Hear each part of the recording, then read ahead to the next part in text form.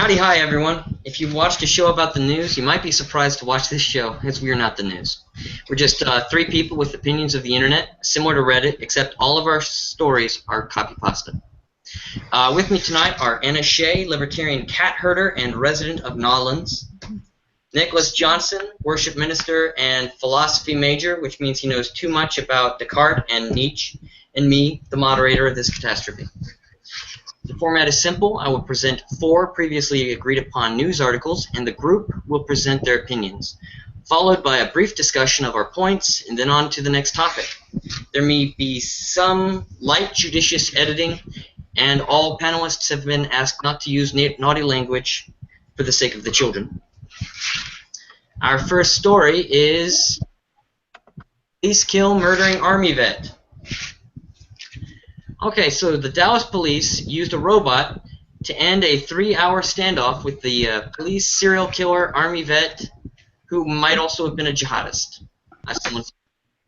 Some question about whether it is justified for the police to use a droid to kill a U.S. citizen. Nicholas, you've seen Terminator. Will this encounter give the robots their taste for blood? Well, I think absolutely. We're opening up the door here. And the thing is, nobody's asking the robots how they feel about killing people, you know? I mean, nobody's thinking about their hearts at all. So... robots don't have hearts, you know that, right? They don't have hearts. No, I mean, seriously. Sorry, looks like it's freezing up here. Okay. All right. So my perspective on the issue is we're afraid of this, giving this technology to police officers, afraid of the militarization.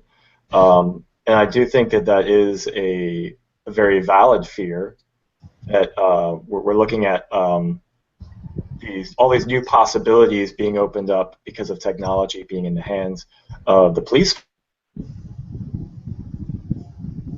force, and we're not sure where those possibilities are going. That being said, I do think that some of the possibilities could be really cool. There's possibilities of using droids, opens up a whole new avenue of ways that we could handle situations. So we're afraid of, I don't think we should really have any reason to be have a problem with them using a droid to kill something or someone. As opposed to using, a handgun or anything else. It's a tool in control of the person. Further, I think that a really cool possibility would be if this opens up avenues for non-lethal methods of handling these situations. By not putting an officer directly in the line of fire, you were able to use, you could tranquilize the guy, you could gas the guy. There are all these other options that are opened up because we're using drones to handle these situations. Okay. Okay. I actually have a couple of thoughts on this. First of all, this is not the first time that police have killed or responded to a veteran that basically lost his mind. And that's what this guy was. Like, he had done like 2 tours overseas. Like, he was a vet. But he went above and beyond really what any of the others have ever done. I think that this case actually it's kind of a textbook case of exactly what the debate should be about where the line is regarding the methods that are used. He was absolutely a danger, and he wasn't going to stop what he was doing without taking out as many people as he possibly could. And I do agree that endangering more people is a really bad idea. But I do want to point out the fact that Dallas PD detonated a bomb in a parking garage in the middle of a city.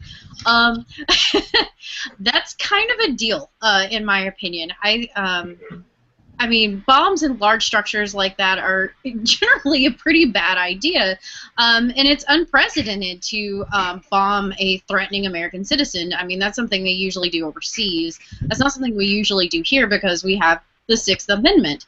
I think it's a slippery slope, and I think our concepts and definitions of what constitutes a threat are changing. And I feel like this could end up being like the first of many, and I find that a little terrifying. I also think that this would have been. See, here's the thing: is like that robot that they used. It had a multitude of attachment options, and they chose a bomb instead of choosing one of these non-lethal methods like Nicholas was talking about. This would have been a really good time to actually practice that, and they instead chose a bomb. I just want to put that out there. Yeah. We blew him up. That's what we do. I'm not gonna. It It was was the a little C4 bit. explosive, by the way. I'm not actually sure what they had. Did the police just keep C4 on with them? I guess. I Okay. mean, it seems like their job is usually to get rid of this stuff, not to. I had a few. You know, it was in the evidence locker. Whatever. No, I'm Yeah. sorry. That's unfair. That's unfair. But I mean, honestly, they have amazing paramilitary equipment. The average police force in the United States now does. Like, they are ready for like a full tilt meltdown most of the time. Like in the town that my parents live in, there's less than, I think there's like 6,000 citizens. They have 2 tanks. I'm just gonna throw that out there. APCs or tanks? Huh? APCs or tanks? Like, does it have a turret with a large firearm on the top? Yes. They're actual tanks. Well, Like, those are supposed to go to the museum, and somehow they ended up at the PD instead. Anyway, going ahead. Okay, so I think there are definitely concerns here. Letting the police send in machines to kill people is a major shift in the authority of the law.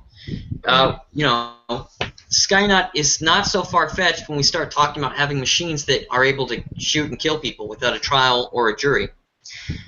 Whether or not this will be a one-off event or if it'll set up a precedent that sets us down a morally dubious path is a question.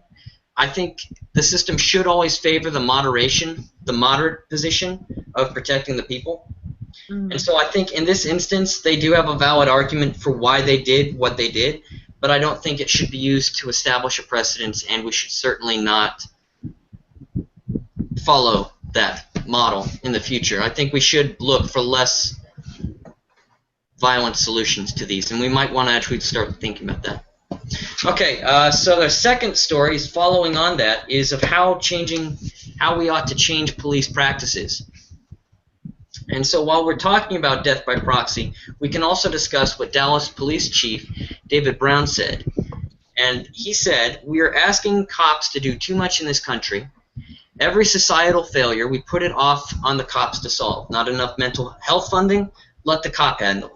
Not enough drug addiction funding, let's give it to the cop. Here in Dallas, we've got a loose dog problem. Let's have the cops chase loose dogs. That's too much to ask. Policing was never meant to solve all those problems." So the question I would ask is, how did we get here? What can we do to improve or fix the police? Are the police and legal systems even broken? Ana-shea, I've seen your notes on this. How do you think we ought to start solving and answering these questions? Okay. Well, there's a couple of things to actually address here. Is our system broken? I would say that it has certainly morphed into a thing that I don't think anybody really wanted to create when they created police forces across the United States. Because originally, the idea of the police is to protect and serve, right? And that's protecting citizens and their rights. And the military is supposed to do the other part of it, which is kind of necessarily violent. What we've seen really in the past 50 years especially is that we've moved the cops from a civil servant into what is essentially paramilitary. And we kind of really saw an acceleration of that with the drug war. The policies that Nixon put in place that started the drug war really gave rise to what they're calling what Radley Balco actually called the warrior cop. And if you haven't read Rise of the Warrior Cop, it's absolutely fantastic. And that has created a mentality of us versus them between cops and especially the black community. And that's what all of this is really about. It all started with Black Lives Matter and, well, the issues in Dallas, the issues in Baton Rouge, and then afterwards, subsequently, of course, like St. Paul and all those places, like Black Lives Matter really kind of stepped up because they understand the us v them mentality between cops and their community. And the drug war was specifically meant to target the black communities.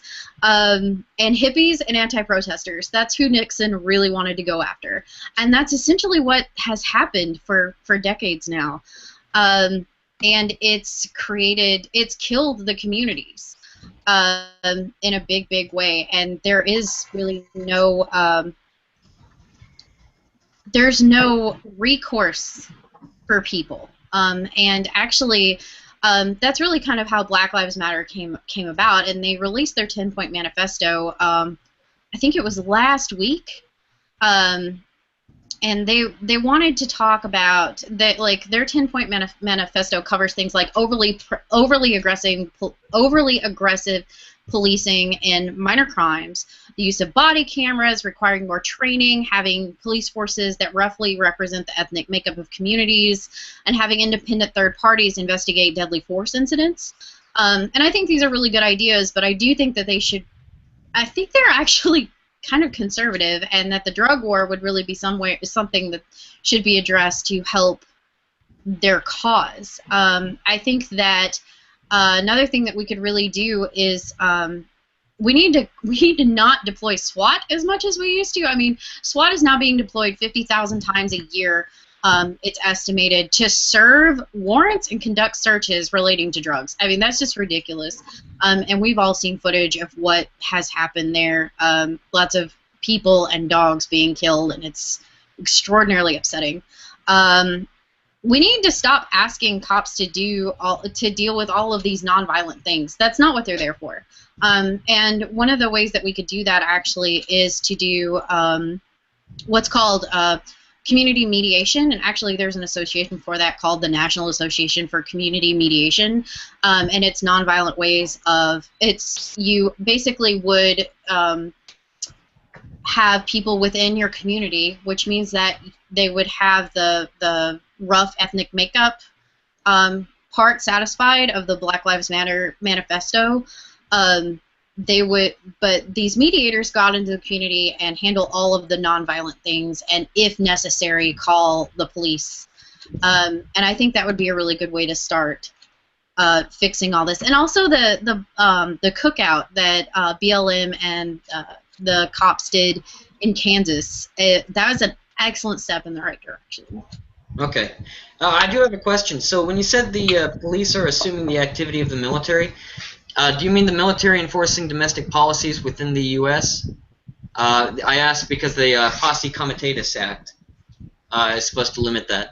Yeah, it's supposed to, but what it is what we've done is we've escalated the amount of force that police are actually expected to use in enforcing the laws, and so they're given better and more militarized equipment over and over again, and they end up getting essentially what is military-style training.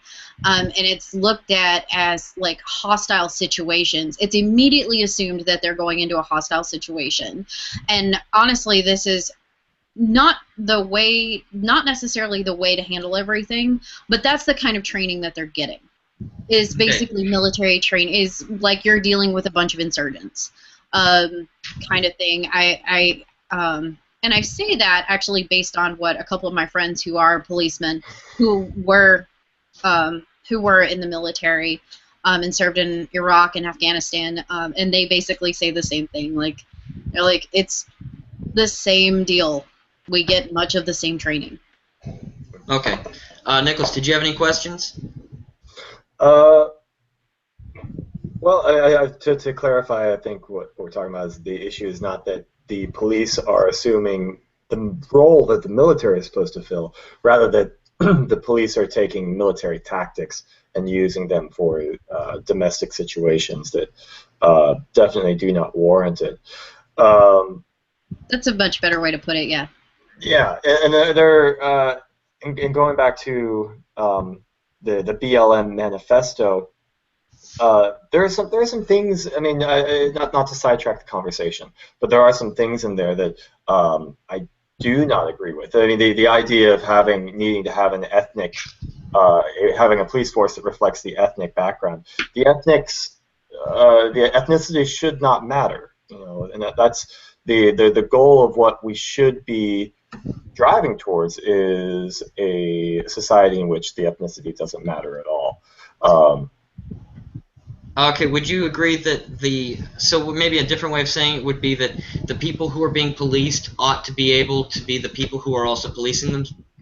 Like the communities that are being policed should be supplying the people who are going to end up policing them? Would you say like that the community needs to police itself and the police force should represent that community?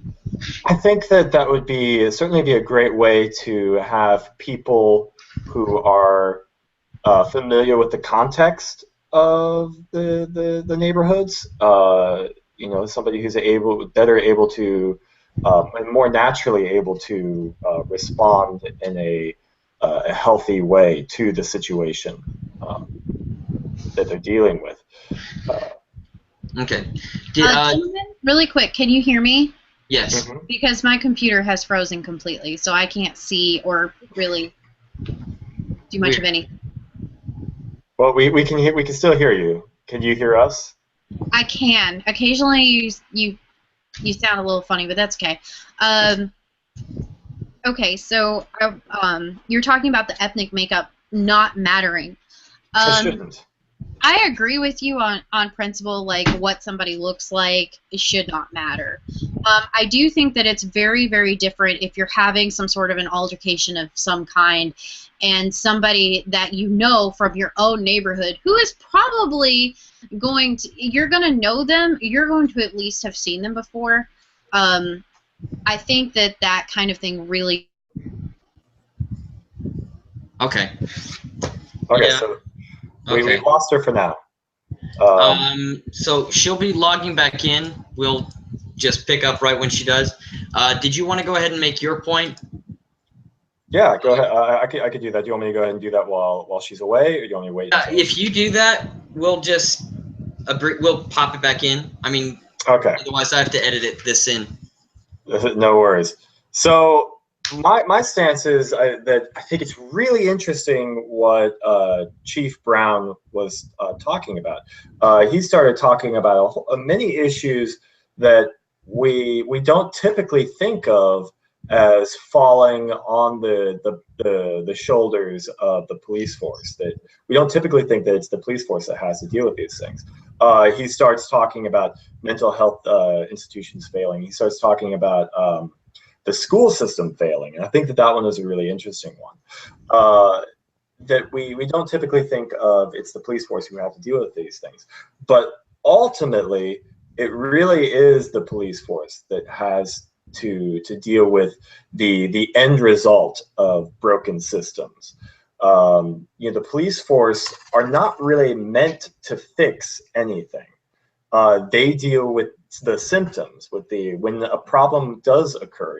They're working as the handyman, running maintenance, fixing a system when it breaks down, or dealing with managing the symptoms of the broken system rather than actually fixing the system.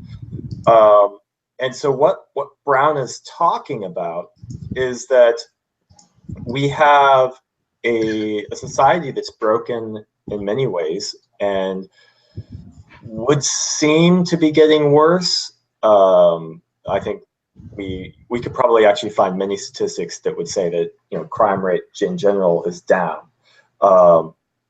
But ultimately, we need to recognize that ultimately it is on the shoulders of the police force to deal with the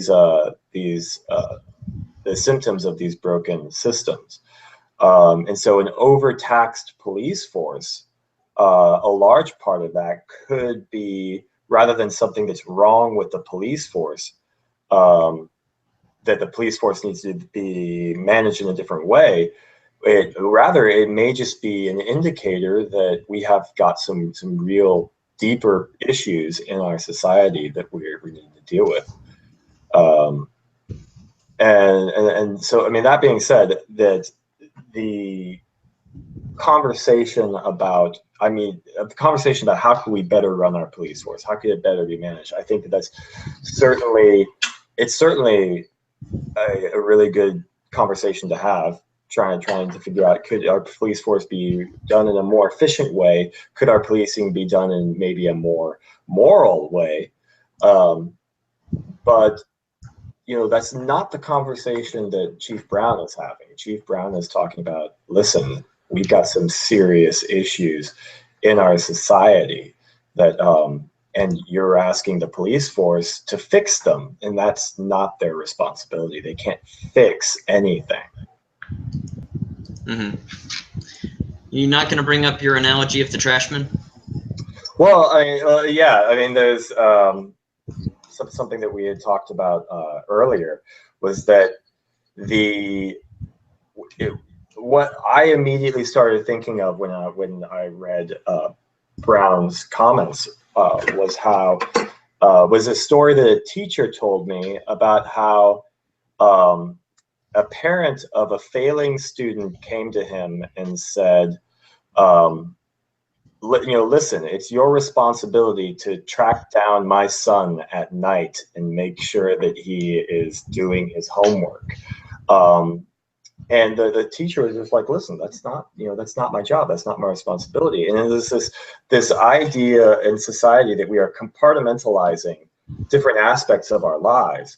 And with that, we're compartmentalizing the responsibility of maintaining those areas of our lives, where we're saying that it's the cop's job to take care of this, it's the teacher's job to take care of this. And the analogy I used was that it's not going to be too long before we're demanding that our garbage man come inside our house and clean it for us. Okay. Ana-shea is trying to log back in, but I think she's having a little bit of difficulty. Let me ask a question. I have been asking questions. TA or a...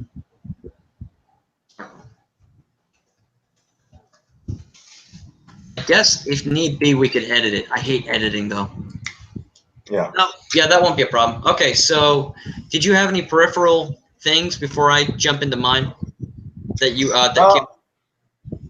Well, going back to something that Anna was talking about just a second ago, talking about the drug war, as an addendum to what I just said, I do think that there are some issues in our society that are not really issues, but rather we're turning them into issues, or at least we're exacerbating them greatly. And an example of that would be the drug war. To talk about whether or not we actually do need to be fighting that battle, or if that's an area of personal freedom that we should be respecting. So, I mean, I'm not going to say that all of these issues that we're dealing with are issues that need to be dealt with. But rather, I am saying that it is ludicrous, certainly, to expect the police force to be the ultimate fix for those issues. Okay, let me. Yeah. Apparently, Ana-shea is being told that she can't join in, and I didn't do that. Oh. I would have let her. No, I wouldn't have let her know. But Man. no. I'm resending her an invite. You know what he talks about, the mental health. Mm-hmm. It does remind me of what Thomas Saz said. You're familiar with Thomas Saz? I am familiar, but I'd certainly like to know what. Here we go. Hey. What you have to say about him. Hey. So sorry about that. I have no idea what happened. It's the internet. It hates us. That's all.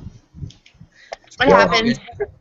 happened? Basically, Nicholas had just finished up his point, which I think, if I was to summarize it, was that we're thrusting problems onto the police, we're fabricating problems. They're not supposed to be the doctors that fix society. Is that about it? Yeah, to quickly summarize it, the stuff that I thought was really interesting, the stuff that Chief Brown was bringing up. He was talking about how ultimately it's the police force that has to deal with mental health issues in our society. It's the police force that has to deal with drug issues. It's the police force that has to deal with schools failing and educational issues. And I think that's really interesting because those are not things we typically think of falling on the shoulders of the police. But they are areas of our society in which we are broken.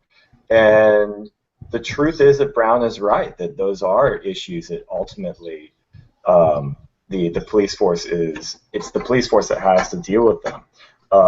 And so the conversation that Brown is having is almost saying, look, we've got these really big issues, and it's not the police force's job to deal with the heart of those issues. They're only there to deal with the symptoms when the system fails. They're not there. It's to actually fix the heart of those issues. It's our responsibility. It's the society overall that is supposed to be fixing those issues. Yeah, I absolutely agree. And I thought actually the police chief was spot on. We absolutely, and also you as well, Sir Nicholas. Like, I mean, there's really not a whole lot left to say. Yes, we ask entirely too much of police. We ask police to do the jobs that we should be doing ourselves as members of communities, as parents, as students, as whatever it is whatever hat it is we put on every day. We do ask them to fix all the things that are failing that really we need to be taking a greater initiative for ourselves. So yeah, I mean, there's really nothing to contest there. Yeah. Okay.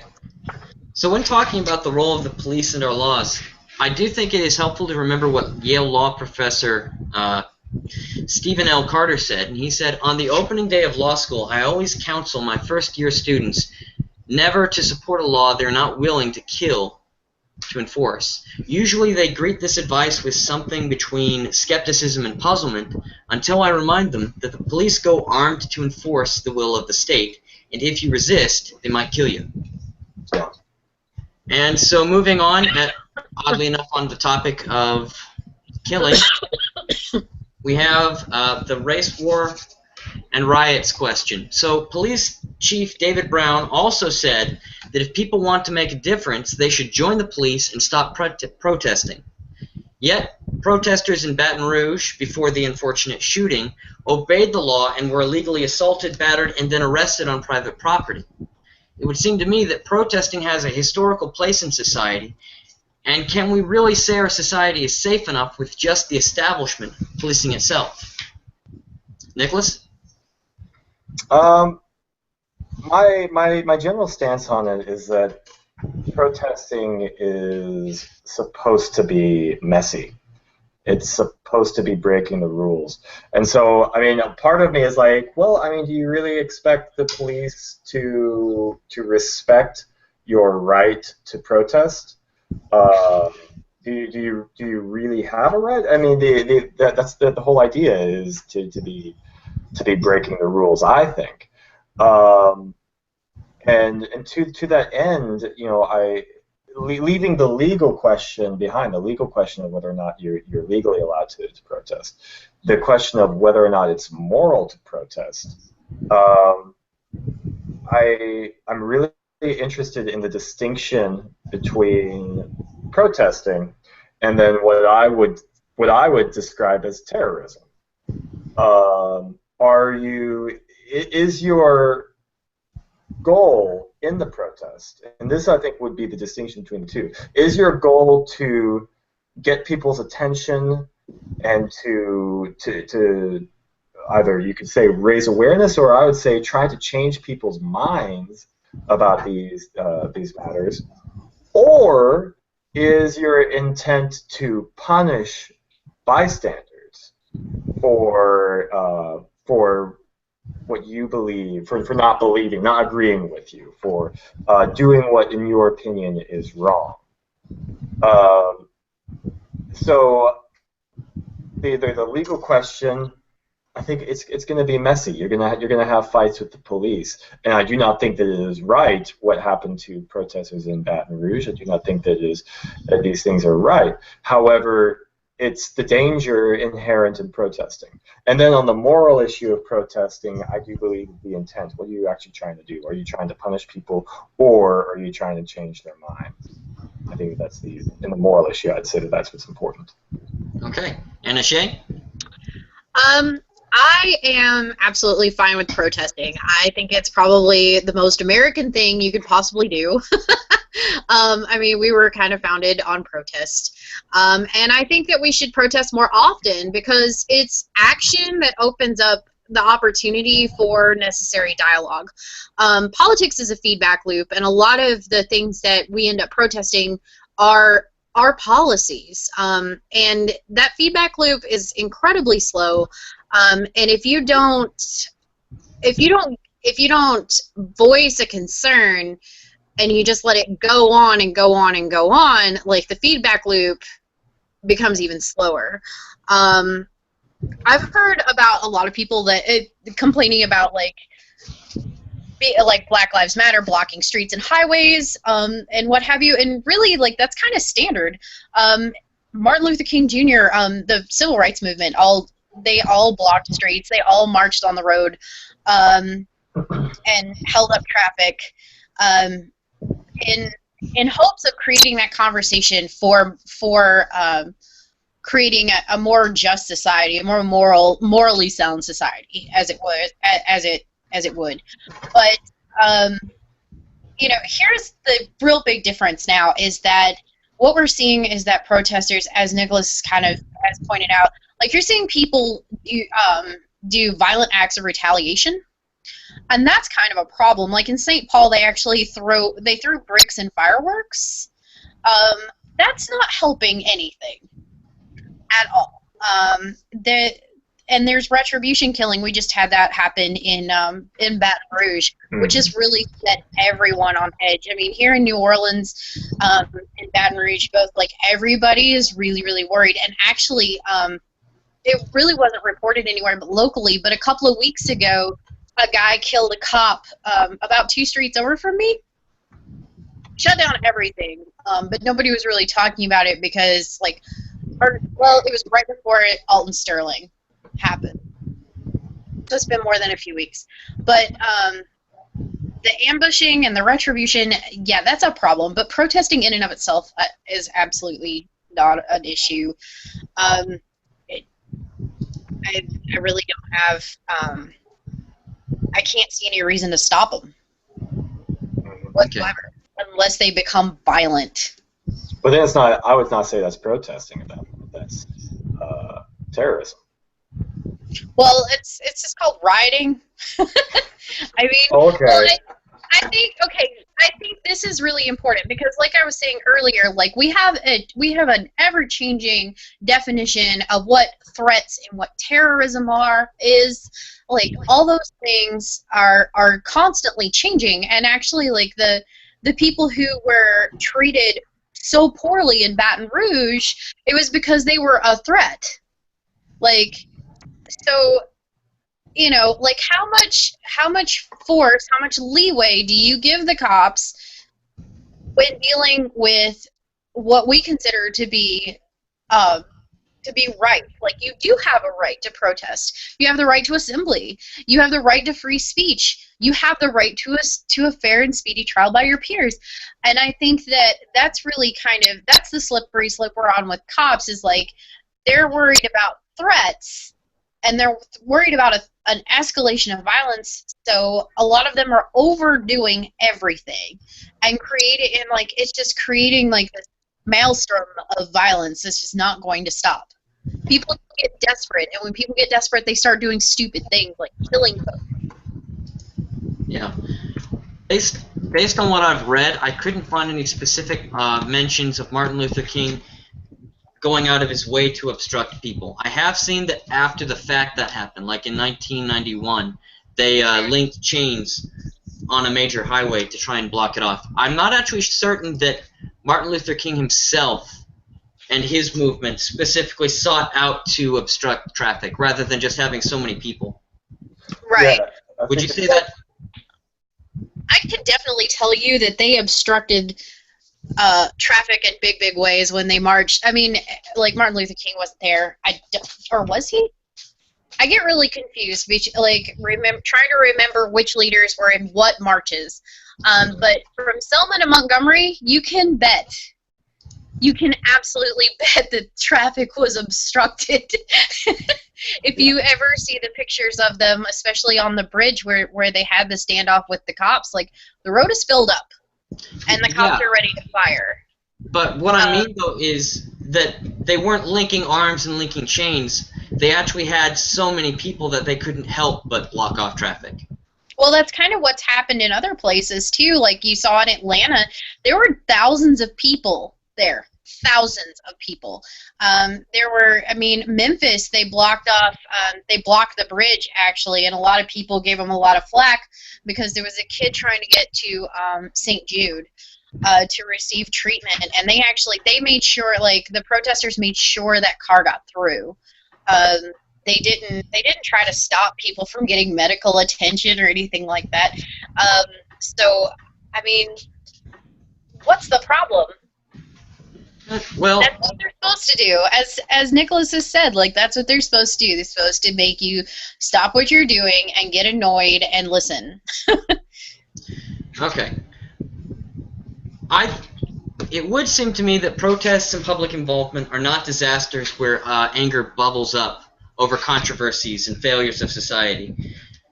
That seems to be like a lot of people's opinions, is that when you have a protest or a riot, that's actually a sign that society is falling apart. I think until it becomes violent, it's actually a natural part of society where people are expressing free speech and letting the system know that they need to fix themselves. So in that way, I don't actually see riots or protests as necessarily evil or malignant unless they become violent. Mm-hmm. Police should not be free to violate people's rights just because the people do not want to sit down. However, for that same reason, I don't think that protesters have the right to violate other people's rights just because the protesters are protesting for a valid reason. So I think on that, it would seem to me that it becomes a question of whether or not they are intentionally harming and obstructing other people, as opposed to it's the natural result and natural consequence of protesting. If you've got shoulder to shoulder people protesting, it's going to block off traffic. But I think if you get to the part where you're driving your cars and hooking up chains through them, I think that switches over into something that's a little bit more aggressive and actually becomes a violation of other people's rights. I think that protesting is kind of the front line of a conceptual war. Protesting is conceptual warfare, where you're having a war of ideas, and protesting is the front line.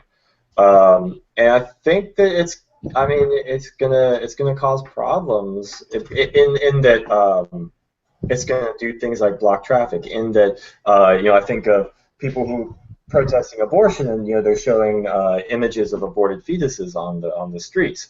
I think of people who are protesting human trafficking, and they're showing horrible images on the sides of trucks of people being trafficked. It's going to cause discomfort. It's going to cause unrest, and I think. This is going to happen, and so then there's that, and then I think that you can't expect the police force, you can't expect the state, you can't expect the established authority to just be okay with that. Nobody thought that King George was just totally cool with the American colonies just having a revolution. Like they knew it was going to be bloody warfare. I mean, I think of Thomas Jefferson saying that I think that every country should have a revolution every couple of decades, just to keep things, just keep things moving. And Very French. he wasn't expecting that to just be. He wasn't expecting the government to just be okay with that. He was talking about he's talking about battles. He's talking about willing to lose something. It's funny you mentioned that. Oh, sorry. Did you want to go, or he did mention something funny about the quote. I don't know if John Adams actually said this himself, but in the movie 1776, I guess I'm gonna have to cuss. No, I'll skip that. I'll just say darn it. This is a revolution, darn it. We're going to have to offend somebody. Yeah. This is a protest, darn it. We're going to have to offend somebody.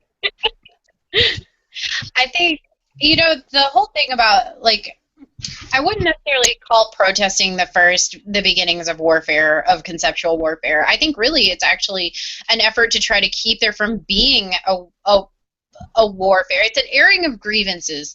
And for better or worse, that's something that America kind of took from the British and has continued on. We talk and talk and talk and talk until there's no more talking to be done. And the fact of the matter is that, yes, protesting absolutely makes other people uncomfortable. But usually it has happened because the people who are protesting something have become so uncomfortable with whatever it is that has happened. And it's usually fallout from a policy that instead, in an effort to fix things, that's what they do first. They start this conversation. They make other people uncomfortable by making their discomfort known. And the thing is, and another thing that we have to really remember is, shame cannot exist once it starts being spoken. Once you actually start talking about it, then and you start fixing it and you start changing the story, that's when things really do. That's when the bad things start falling away. As I believe it was Milton actually said, the truth has never been worse for wear for discourse.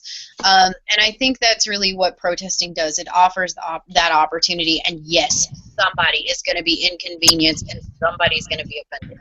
It's just kind of part of it. Okay. So for the last story, I've got it. It's a little bit of a lighter hearted, but I thought it would be nice to maybe talk about something that doesn't stink and suck. And so in Texas, of course, to be Texas, it's awesome there. Texas inmates broke free of their cell in order to save the life of the jailer who had just had a heart attack. And so, not to rob the... Oh, yeah. So basically, you had a bunch of prisoners who were chained up, who broke out of jail, not to go rob, murder, and rape and steal, but to actually save the life of the guy who was guarding them. Mm-hmm. So, what do you guys think? Either one of you can chime in. Go ahead, Nicholas. I think it's awesome. I mean, I don't have much to say. I think the conversation that could be had about it is that, are we okay with people breaking the rules, breaking the law to do something that's good? I think that's certainly a very, very good conversation to have. But the conversation that I would like to have right now is, what the heck is wrong with this jail cell that these guys could just break out of it? Come on. It's you're telling me that if this, everybody in the jail cell wants to get out, and you're telling me that if they all just try to get out at the same time, they could break out? Well, come on, guys, really. We need to up our security here. That's what I think. I think we need to put less people in jail and then worry about how to properly contain violent folks. I'm going to say that these people weren't what we think of when we think of hardened criminals. I mean, it was like a drunk tank, I think that it's actually really cool that they were just that the situation didn't matter so much as the fact that a fellow human being was clearly having a problem. So I think it's pretty awesome and pretty nice of them. They didn't have to do that. They could have just sat there and been we're just lowly prisoners. But they didn't. They actually did something really good and what we consider morally upstanding. So I think that's what's cool about the story is that these of all the people who had the least reason to help this jailer out, it's these guys. Right. But they set aside whatever issues they have. They set aside the sort of the circumstance and looked at what was really important, was that this guy needed to be saved. And then they didn't try to break out of the jail. They just broke out of their cell to help the jailer. And then when the authorities did arrive, they very calmly went back into their cell. Well, that's because they were kind of afraid that because the police thought that they had broken out and that they were taking over, and like everybody was freaking out. But I think something that should be mentioned actually is the fact that oh, sorry, I'm on the phone and it dropped. The guard actually, it says here, at least 8 prisoners were behind a locked door in a small room off to one side, and their lone guard sat outside and had been joking with them when he slumped over unconscious. So, like, they had already had human connection. And I mean, if they're in a locked room to one side, like, clearly these guys weren't like really, really bad guys. And you're right, absolutely, like they didn't have to do this, but they did, and yay people. How often do you get to say that? I like that. Yeah, it feels like you guys read it, but I guess there wasn't too much positive. I really like this because they were taking a risk. There was a legitimate risk that they would get shot. Like, actually, it kind of detracts a bit, but some of them actually didn't want to do it. But because they were all chained together, they all had to go together to go out. And so when they did that, they were actually taking a risk because the guys came down with guns, with pistols. Right. Drawn. But, I like that they were willing to cross that line of legality, that they were willing to break the law to do the right thing. And I feel like as long as we're willing to do that, I feel like there's hope for society, especially when these are not the people that you think are going to be your most exemplary, top quality people. Like, actually, one of the main guys, he was a meth addict, and so I think it's a real positive message that we are moving culturally. Not moving. We have people on the other side doing good things, and so I think that we need to maybe reconsider where we draw our lines. Yeah. Really quick, I think it would be a mistake to think that just because you follow the letter of the law necessarily makes whatever it is that you do morally acceptable. And I think people who, I think that the legal the legal world should not determine that, really. So there's that, and I mean, we're clearly talking about nonviolent offenders. Otherwise, they wouldn't be in a situation like that. And I think that's another thing that we really need to talk about, the fact that we have put so many nonviolent offenders in jail and in prison. Like, that's ridiculous. Why? Why are we doing that still? But thank goodness for this dude that we did, I guess, because, I mean, if they had been, any other kind, if they had actually been, like, seriously hardened violent criminals, there is no way they would have done that. Probably. Maybe. Some of them might have. Some of them might have. I mean, you wouldn't. I mean, maybe not. Depends. But, I'm not saying I'm going to go just walk down dark alleys for no reason, but I think that there are more good people than we give credit for, and I think good people can be found in every circle, even the violent ones who you maybe don't want to fall asleep with. I think some of them are actually good people who've just been put through a horrible system. So I think we're on the same page on that. I mean, this is kind of the story of most Southerners, but I come from a very long line of rabble-rousers who definitely have done things that were legally questionable. Like, that it doesn't necessarily make the illegality of whatever it is you've done doesn't necessarily dictate what kind of person you are. So I'm going to leave it at that because I don't really need to tell all those stories. So I have done the things I've done, and I don't have to tell you because the Fifth Amendment. Well, I didn't do them. My family did, so there's that. Shh. Don't rat on your family. They're all dead. Okay, so if you all have A, enjoyed, B, hated, or C, didn't understand this video, please comment, or better yet, make a video response. If you have any interest in having an article discussed, go ahead and send your articles to fellow travelers at waitingforbarbarians.com. Puppy and kitten videos / photos are also appreciated. So thank you everybody for that, and now we're going to switch over to the open debate where people can bring up any loose points, keeping to the timeline. So there was one interesting thing, Nicholas. You mentioned about protests being a little bit sloppy. Mm-hmm. Have you read the George Orwell quote? No, I have not. If liberty means anything at all, it means the right to tell people what they do not want to hear. Orwell was a smart guy. I think he was a socialist, though. But he's He was a good socialist. He was Right. against the whole idea of killing a lot of people. Right. I think that if I was having a heart attack, he would still save me. He was that type. I don't know, man. He got a little paranoid by the end of it. If you thought you were commie. Oh, wow. Oh, goodness. Oh, George. Oh, Eric. He's always been something of an enigma. Like where are you coming from, man? Anyway, moving on. Other interesting points, Thomas? Oh, no. Yeah, well, I mean, basically, you can talk about whatever. It is kind of interesting.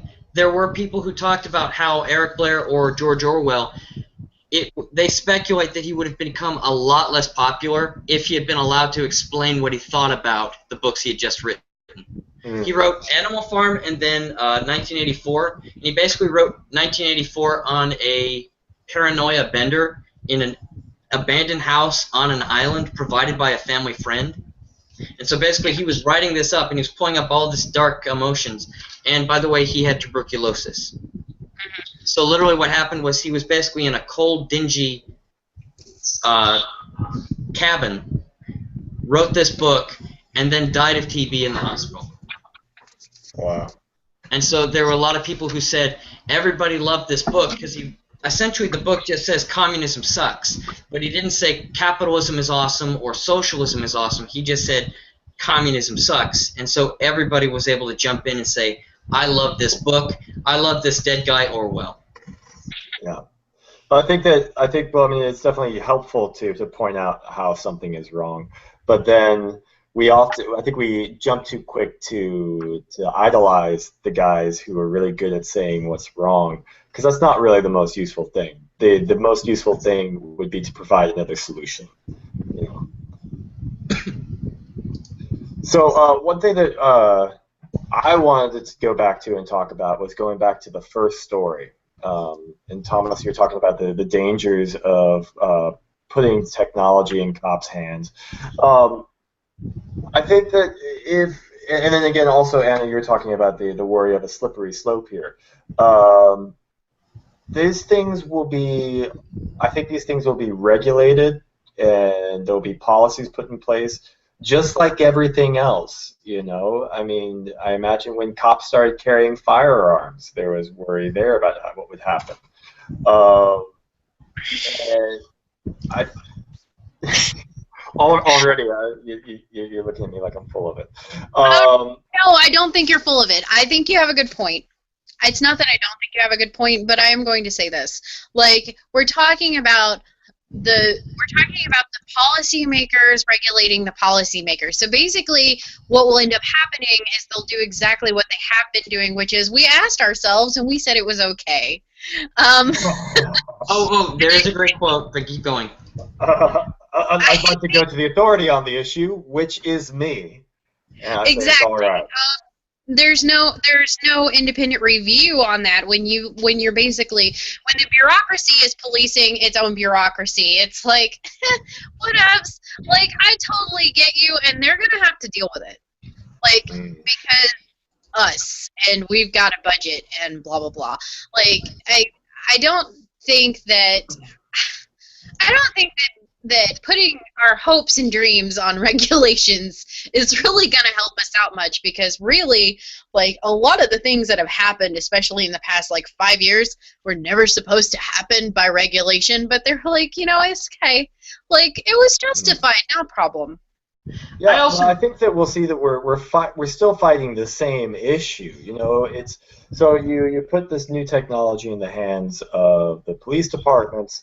It's the issue we're already dealing with. So I don't think that there's any new fear that's introduced by. We're already fighting regulations. We're already fighting that better regulations be put into place. And I don't think that the introduction of new technology is really changing that situation. It's like it's nothing new. I mean, okay. In a meta sense, you're right. We're already fighting this battle. Like, we're already dealing with these problems. But I do think the introduction of let's put something with a detonator on a robot. Okay. It's kind of a new thing. That is certainly new, and I think that we can all say that that's that was overkill. Actually, not a new thing though, because we have had. Remember the drone that killed the United States citizen? What? Don't you remember that? Okay, it was in a foreign country, and he had major ties to terrorism, and there was this whole debate of whether or not it was actually that he had a secret court hearing where basically said he's an enemy combatant, let's go ahead and kill him.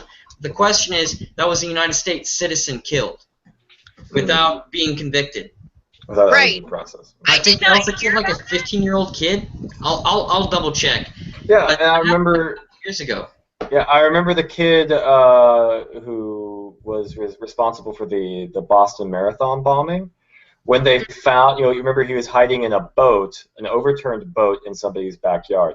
When they found him, when they just started shooting the boat, just like open fire, and the bullet, there's like 150 something bullet holes in this boat.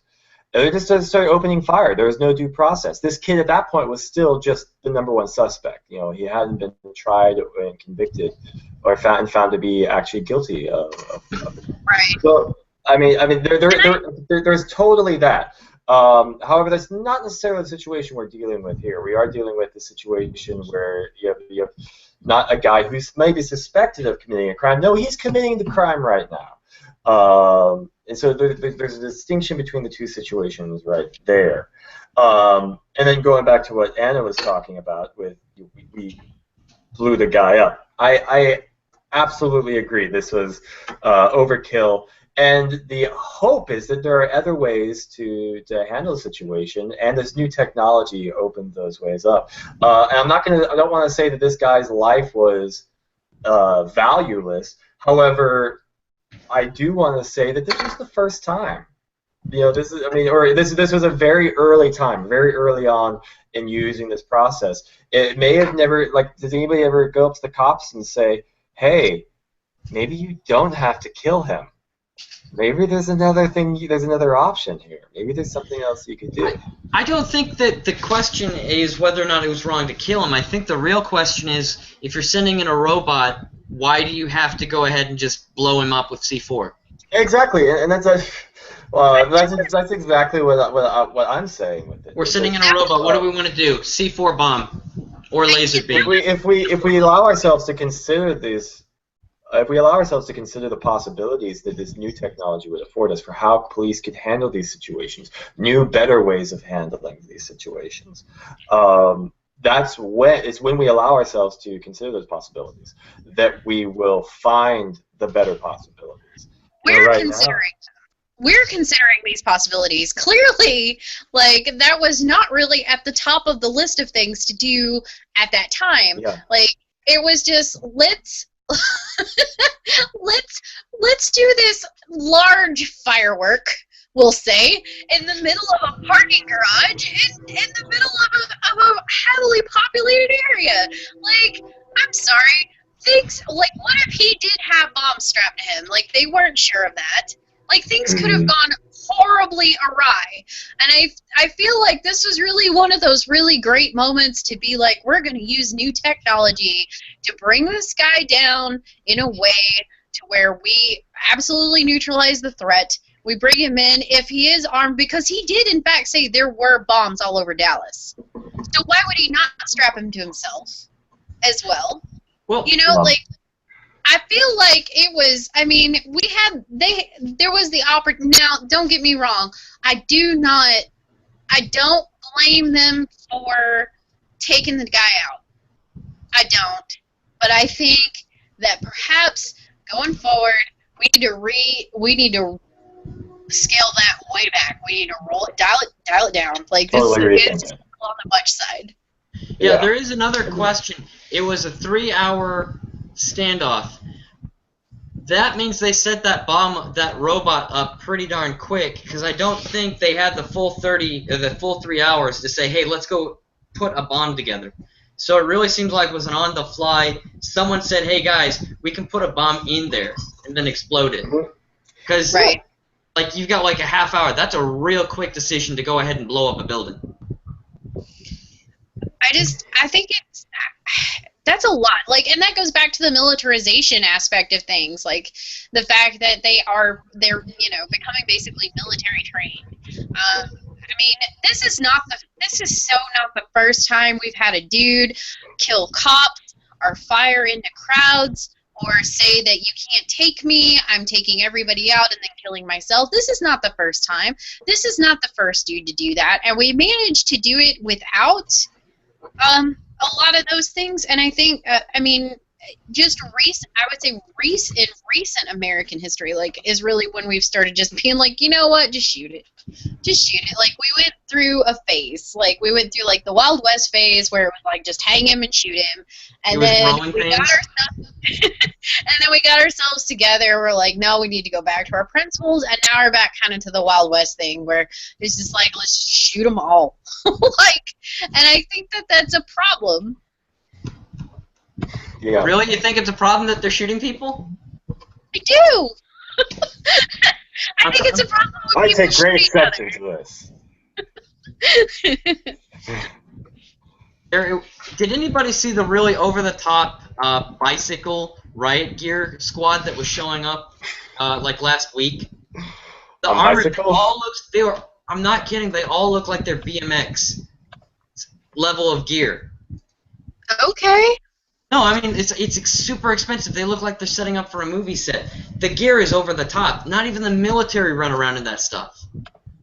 Hey, honest to God, like, I've seen police forces in a lot of ridiculous things with a lot of ridiculous toys that they bought just because they had the budget for it. You know, they busted enough people to get enough money back to their stations to buy all these awesome new toys, and that's exactly what a lot of it is to them. There is also an extended issue that the whole world is kind of following the same track. I mean, the guys in Peru, they look like you swap them with a different helmet, they look like they're going on a sci-fi film. Yeah. Yeah. Like, let me show you. How do I do it? Share screen, screen share. Nope. There we go. That. Look at that gear. Yep. That's. Yeah, but I mean that's nothing new though. So, still. It's nothing new, but it's really disturbing that it keeps going on and it keeps ramping up, and we're really not doing a whole lot about it on a policy level. It just keeps going through, and everything keeps just happening, and like there's no stopping it. There's no accountability because it is, as I said earlier, we asked ourselves and we said it was okay. Yeah. Are you guys encouraged by Police Chief Brown's overall stance? You know, the idea of reducing police responsibilities, switching it over to being a much more of a community sort of thing. Like, you remember the part where he said, if you want to change your community, sign up and we'll put you in the community? I don't necessarily think that the answer is to join the police. I do agree with him that they are asked to do too many things, and I think we already have such a ridiculous amount of layering of law enforcement that we don't really need to add to it. We need to we need to bring them out of the state that they're in and bring them back into sort of a civil servant uh, role, or we need to do like what I was suggesting. We definitely need to have like community mediators, people that you actually know. Like, get your neighborhood to vote on who's going to be a mediator. Send them to their, you know, and they can hold the place for a year and then run for re-election if they want to, or whatever. You know, like, I mean, there's a lot of opportunity for that to actually solve a number of these problems. So I agree with him, but I don't necessarily think that joining the police and, you know, carrying around a taser and a gun and 2 pairs of handcuffs and wearing Kevlar and blah, blah, I don't necessarily think that's the answer. But I do But think... I mean, do you think it's an encouraging trend that if we had more police departments that were taking this sort of, well, taking the input from protesters and people from the community, that this would help reduce problems in the future? Right, and I think we definitely kind of see that happening. Like the Black Lives Matter and the police getting together in I think it was Wichita, Kansas. I mean, that's a new thing, and I think that's a really that was a really fantastic step in the right direction. I'm gonna go ahead and tell you my phone is about to die, so. Because I was not prepared for all these technological problems. But I think that was a really good first step in opening up the dialogue and breaking the cycle of us versus them. Yeah. Okay. Nicholas?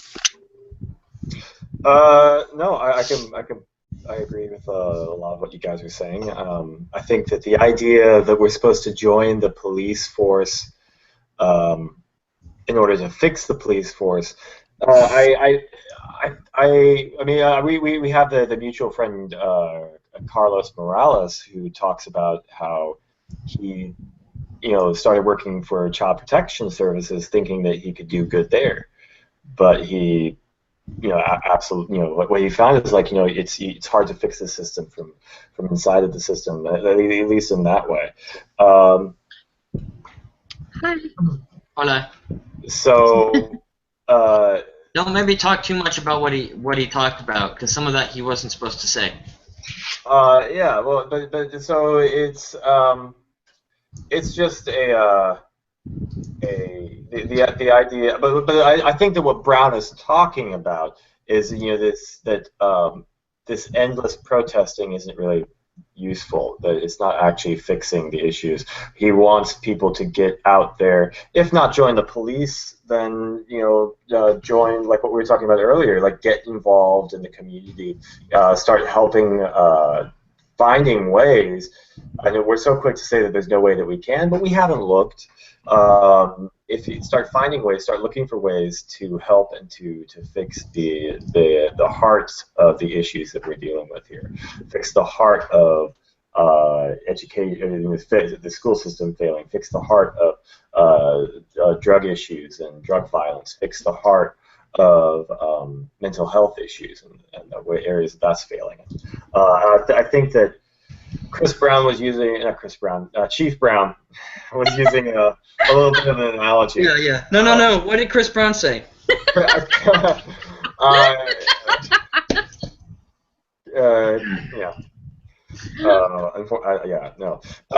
Chief Brown,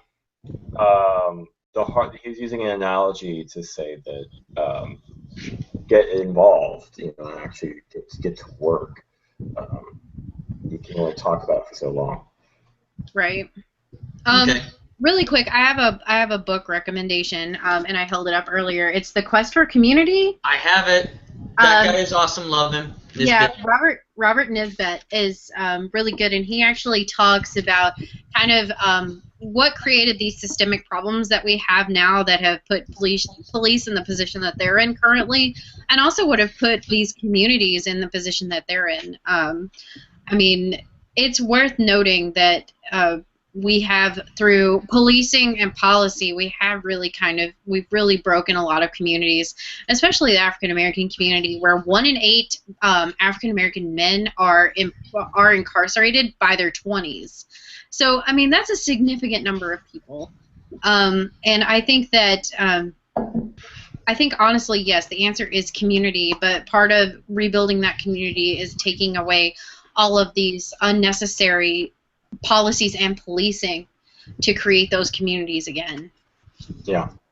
There's no room for the community with all the No, we have immunity.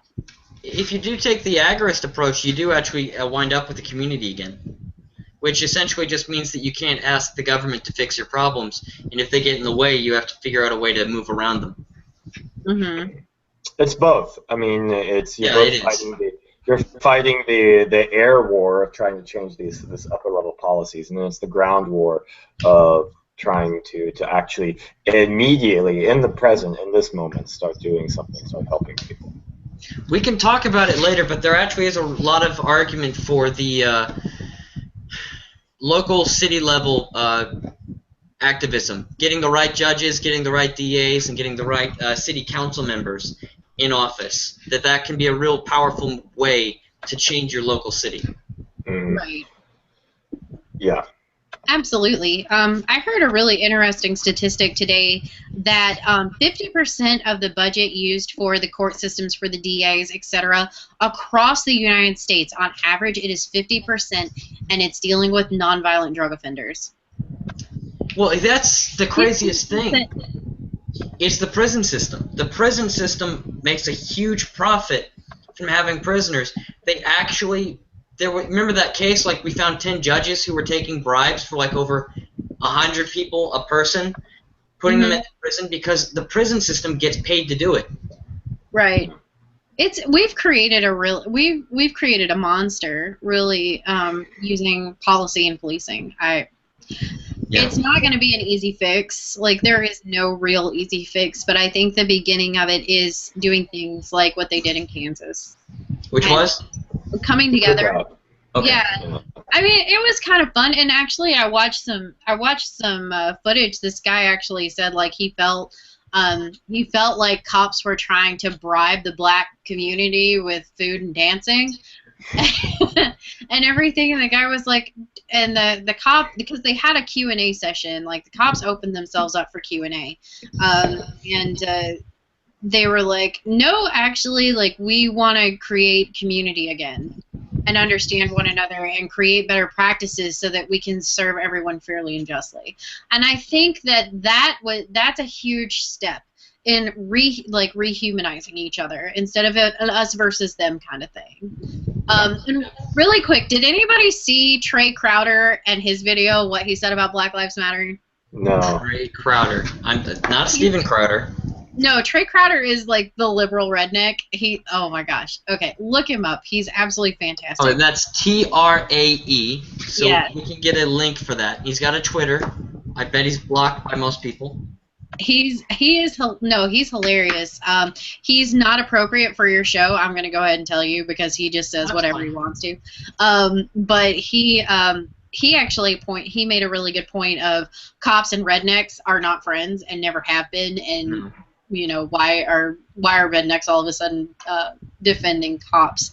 And that's a really good point. Like, as a general rule, nobody, regardless of what your community or where your community is or what you look like, you don't usually react too well by the sudden presence of law enforcement. Yeah. Because you get scared. So I think creating an environment where it's not us versus them is going to definitely help in the long run, and I think that's something we can only do on a community level. I don't think you can create a policy for that. No. There is another issue. I wish I could remember the specific case, but you're seeing a lot of issues where the police are saying we weren't trained to deal with that. But it's like they're dealing with things that everyone else knows about. I feel like all of this, we need to train the police with special training, is almost like an excuse. You know? It's like a certification saying I'm not racist because I went to the multicultural class. Yeah. Right. And so it's like, it feels like that we're doing that with the police. Like, why does it matter whether or not you were told you should not shoot a person with a taser for a minute? Or don't shoot kittens or dogs that have not actually tried to do anything to you. Like, why is that a go-to? I mean, we see it over and over again, and we're not trained for this, and we're not trained for that. Like, brains, sir or madam, brains. Like, Now that does raise gun another is issue. not the first thing you reach for. We do have an issue that if we stop having the police do it, we have to make it more possible for the people to do it. Like a lot of cities, you're not allowed to discharge a firearm. Right. But, you know, if you've got a rabid dog or a skunk or something like that, your only option is to call the cops. Actually, that I got some funny stories. See, I used to live in Memphis. Make sure they're legal. No, they are legal. I used to live in Memphis, which is one of my favorite cities in the United States. And I lived on a street that was very diverse, all different kinds of people. And we did have a rabid raccoon issue. And mind you, we're in the middle of Cooper Young in Memphis, which is like kind of one of the it spots. And the raccoon was out on the road, and my neighbor just went in and got a shotgun and shot it, and it scared me to death because I just heard gunfire. Shotgun fire. Yeah, I was just like, it was like 11 o'clock at night, too, and I was like, oh my gosh. So I called the cops, and I was like, there are guns. Like, he shot it like 3 times. Like, there's something happening. Somebody... Well, it was huge. It was. Like, I remember the first time I saw it before it was rabid. Like, I thought it was a dog at first. Anyway, that really doesn't matter. It scared me. So I called the cops. Cops come through, and they're like, we don't see anything. Wait, like you picked up the body that quick? No, it was still laying there, but they were just like, whatevs. And then, you know, no big deal. And then one of the guys that lived down the street from me was mentally ill. And he would have, we'll say, violent episodes. The first time I ever met him, actually, I was talking to my next door neighbor. It was the first time we'd ever really had a conversation. And he came right up in between us and violently attacked her. And was just crazy. Crazy. Okay. And he had several disorders, and I think one of them was schizophrenia, and then things that kind of branched off of that. And they never did anything with him. Like, the cops would come and they'd talk to him, and they'd be like, you need to go home. And, you know, but he was violent. He was actually a threat to the community, but nobody, like, mental health wouldn't touch him. Yeah. For whatever reason, and the cops just ended up getting called out there about once every 6 weeks. He had an episode, and finally, actually, like, I think he was finally took to the penitentiary for attempted murder last year. Yeah, generally you want the community centers.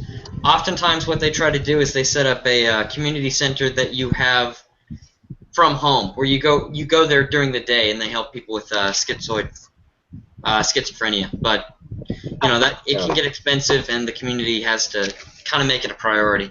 Yeah. Well, that definitely wasn't happening, and I mean, Cooper Young was one of the better neighborhoods of the area, definitely, as far as safety and things to do and everything. But to call the street I lived on well off, and definitely are you know, capable of really handling the monetary burden of mental health bills, would be a far stretch. I mean, for all intents and purposes, it was definitely. I mean, yeah, no, we weren't well off. I mean, there's that situation. I think is actually pretty common. Where it's pretty much just a waiting game, waiting for the mentally unwell to do something that is so bad that they get sent to prison, or say that they're incarcerated in some way. You know, right.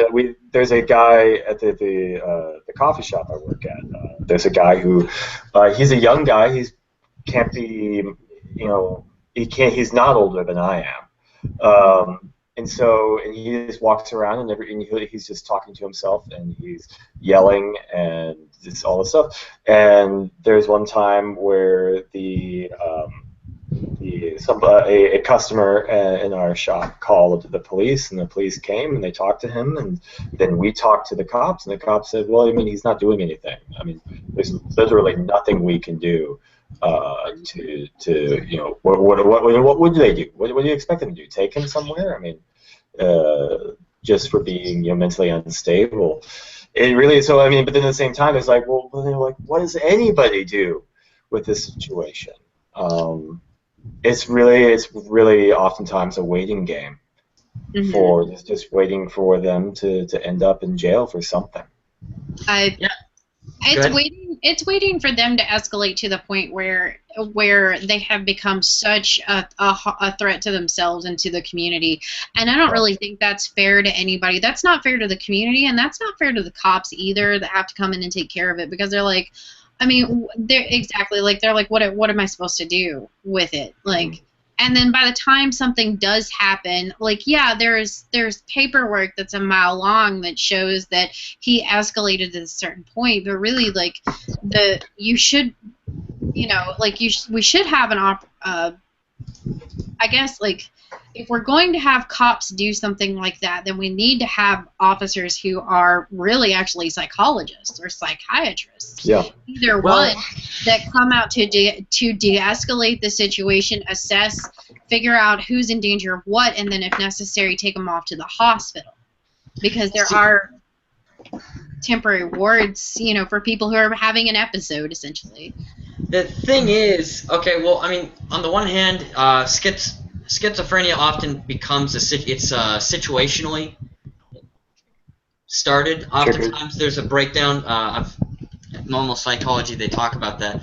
But I'm not really keen on the idea of having the law determine if a person is legally competent to be a human being. Imagine our protesters then. The cops come and say, you guys are all crazy. We're sending you to the hospital. They did that during the emancipation. Do you remember that? Mm-mm. Go ahead. They still do that. They still decide whether or not you're competent, and a lot of times, and the state still is too. I mean, the state of Alabama in the past 50 years has, because they still have the death penalty, they've actually executed over 30 people with known diagnosed mental health issues, including, I think, 2 people who had Down syndrome. So yeah, we have. I mean, law enforcement absolutely decides whether or not you're competent. I don't think they should. On the regular. I don't think you should be able. I don't think the law, whether it be court systems, psychologists, psychiatrists, or police, should be deciding whether or not you're a human being. Like, it really does take out a huge portion of your rights once you're determined to be a ward of the state. You become a non-person. You're operating on the goodwill that they lend to you. But we have lots of examples where that's not worked out. The women protesters, way back when in the 19th century, they tried to say that they were insane because they refused to eat food as a protest. The Kennedy sister, she was lobotomized by the order of her family because they thought that it would make her better. It didn't. It actually ruined her personality. She had some personality issues, but after the treatment, she was stuck as a 12-year-old for the rest of her life. Mm-hmm. I don't think that the government should ever be able to decide whether or not you're a human being and say that you don't have the rights to just be an idiot in public. Well, I mean, being an idiot in public implies that you kind of have a choice in how you're behaving. Right, but you often have. I'm just saying, like, when you have actual challenges, I think that the game becomes a little different. And I'm not advocating that the cops do actually make those calls. I don't think that they should. What I am saying is that if the only change that we can actually make in the short run is having a trained psychologist on staff, I mean, that's maybe a step in the right direction to determine, like, do we take him to jail or do we take him to the hospital? Because I would rather that more people actually got help that they needed and were sent to a hospital than just taken to the drunk tank. Do you see what I'm saying? Like, it's kind of like a rehab. It's a step towards rehabilitation instead of incarceration. Yeah, but, okay, as long as they have the right to say, I don't want your treatment. Because otherwise, there's nothing to stop the system from abusing you. Additionally, psychologists, you can't always trust their opinions because oftentimes they're making it months after the fact. That actually came up in the 1980s. A woman killed a 5-year-old black kid to start a race war, and then everyone was saying she was insane. And then Thomas Saz basically gave an opinion, and he said they didn't actually talk to her right after she did it. Her personality 2 months afterwards is not the same as immediately during the case. Right. I don't think we should encourage the law to be able to take rights away without not even due process. I think that you should, yeah. I'm not comfortable with the idea that the government do that, or that we think that we can trust just because they have a degree. I'm not disagreeing with you at all. As a libertarian, and just as a person in general, even before I was a libertarian, I was always in favor, or before I was politically, I guess, like conscious, as it were, I was always in favor of handle things within your own communities and within your own families as much as possible, and handle it well and know when to step outside, but voluntarily do that. I'm not comfortable with the state doing 99% of the things that they do.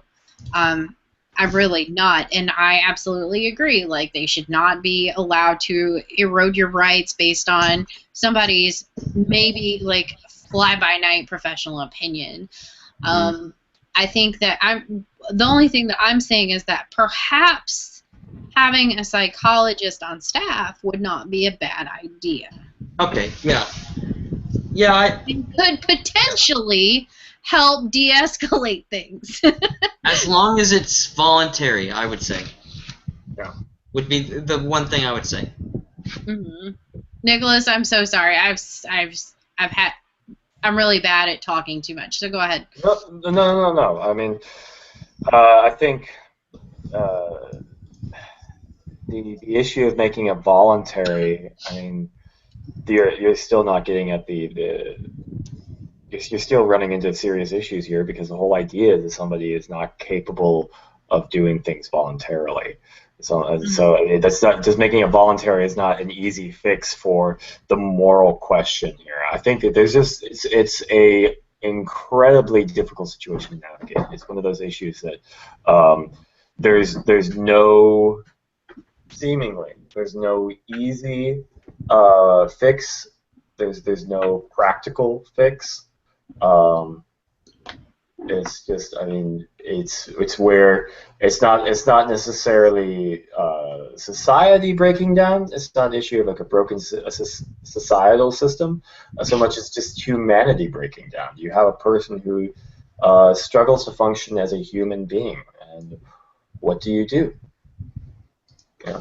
Well, I mean, I think they struggle to stay within what we consider like normal behavior. I wouldn't necessarily say it exactly like that, but I don't know really that we're falling apart so much as we're starting to fall together.